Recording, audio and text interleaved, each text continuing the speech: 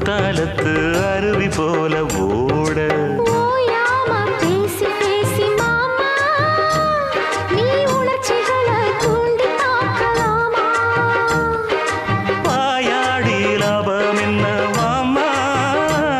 நீ விஷயங்களை ஆற போடலாமா வெச்சது யாரு சொக்குப்படி என்னவ பண்ணும்படி சொன்னத கேளு கண்ணுமணி சொந்தமும் பந்தமும் வந்ததடி சொல்லிக் கொடு சொல்ல சொல்ல கத்துக்கிறேன் விட்டுக்கொடு மிச்சம் இது தொட்டுக்கிறேன்